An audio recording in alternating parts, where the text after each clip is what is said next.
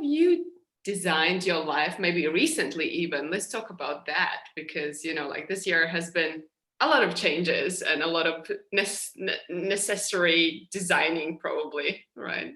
Yeah, well, it's really interesting. I was actually talking to a friend about this yesterday, and we were saying, like, from the beginning, we were saying how 2020 was going to be the year of vision. And I was telling you, like, even though this year's probably been the craziest year for like everyone in the world, like, I feel like it's still been the year of vision. 'Cause I think, no, for me, and I think for everyone else, it's given us so much clarity on what we want and what we don't want. And Mm. for me specifically, it's really allowed me to look at, like, what am I naturally good at? What do I love doing? Like, I'm a painter, and that's what I am by craft.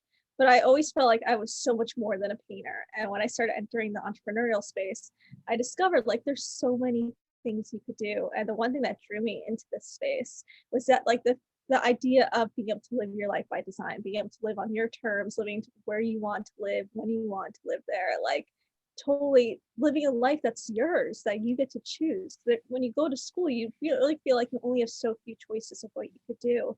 And you go in the real world and you're like, wow, there's no limit.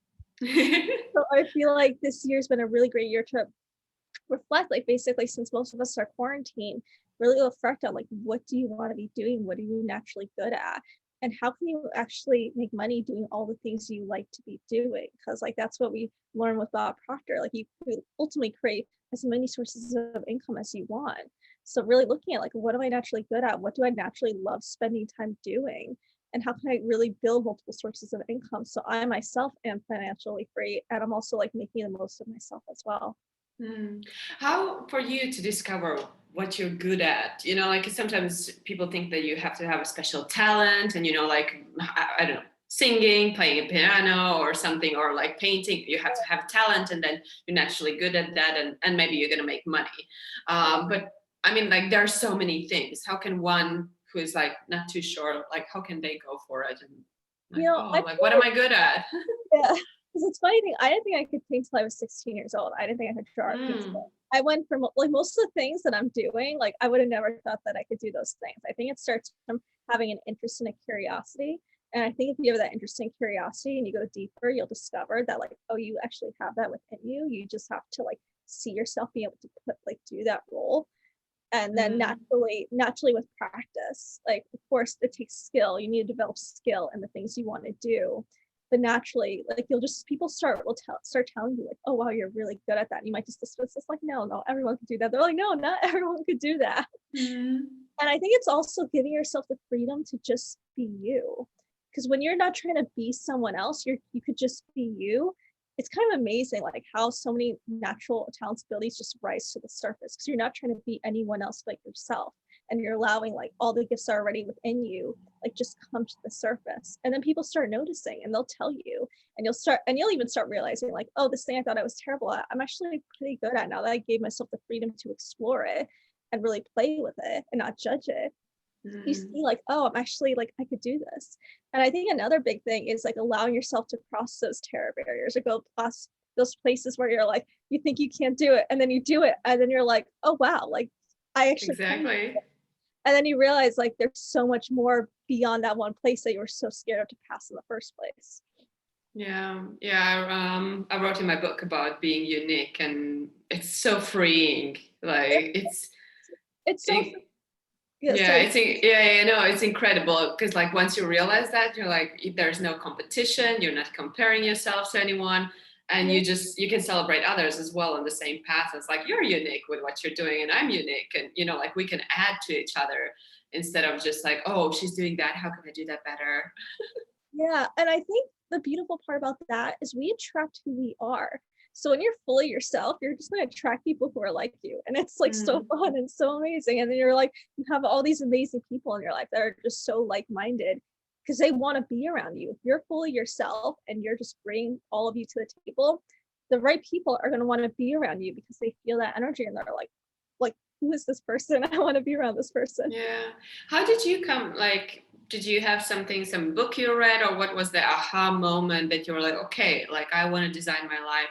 This is, like I'm just taking full charge of it and I'm going for it. Or was it a teacher, a mentor, or something that you went through in your life? Yeah, it was actually something really difficult I went through in my life. When I was in college, well, for most, my parents stayed married 10 years longer than they should have. That's just the truth. And when I went through college, they went through their divorce, and it was like a really painful divorce for all of us. Like we both, my dad didn't want to leave, and he had to leave, but he didn't want to leave, and he's someone who's mentally off and just mentally ill. So it was like that constant battle. And then I was in school. I was in college at the same time with like a ridiculous course load. And I was always trying to people please and just trying to do everything right and in everyone's terms. And I totally burnt myself out and almost like lost myself. This was probably when I was like 19, like around 19, 20 years old, like 19, 20, 21 years old. And I just reached a point, I was in traditional education till like age 22. And I remember after graduating, I was just thinking like, there has to be a better way, because that was crazy. Like living that life where you're just working nonstop, trying to just please others. And like for me, I would do whatever possible to get an A. Like it didn't matter if I put my health on the line. 'Cause to me, I thought like if I got an A, I was valuable, I was important. And then when you go in the real world, you're like, none of that really. So how about my A's? No, it matters for like a day, and then no one cares beyond that. In the real world, they care about what can you bring to the table. But I remember after that, like not having to actually do things, which I put those have tos on myself, or at least it felt like they were on me. And it made me realize like, okay, there has to be a better way to do things. So I was kind of just like reading and exploring. And this is before Facebook. This is like in 2016, before Facebook ads became what Facebook ads is today. So they were like playing with it, but it wasn't as intense as it was today. So there were a lot of articles just randomly showing up on Facebook that we'd see from other pages. And it just really piqued my curiosity to like learn more about these topics here and there. And from the few Facebook ads that were there, I started discovering these people and like these different influencers. One thing that really changed my life was I discovered Lewis Howes' podcast through Melissa Griffin, because she was working with him at the time. And I remember Who was this again? Lewis Howes, he has the School of Greatness podcast. Oh, okay, yeah. And I remember he was interviewing Dean Graziosi. I didn't even know who Dean Graziosi was at that. And I didn't know who most of the people he was interviewing at that time. And I just remember hearing his interview, and like I was just drawing. Actually, I'm a drawing table over there, and I was like just drawing and listening to these interviews, and they were all on audio. And I just remember thinking, like, hearing Dean's story, and I was like, oh my God, everything I learned up to this point, or everything I was taught, isn't true. It was like that whole Yeah. like you thought you need to be successful or do this or that. If none of it was true, and it was like, then it really makes you question. I'm like, okay, well, what else is true and what isn't true that we Yeah. and it's like so many things, which is crazy. I think until 25, I felt the same. I was like, what did I do till I was 25? Like now I have to unlearn everything, like everything. It's like, what is this? Like, please, like, give me a break. I just thought like I have, like I know everything and this is how life should be. Like, nope, girl, this is not.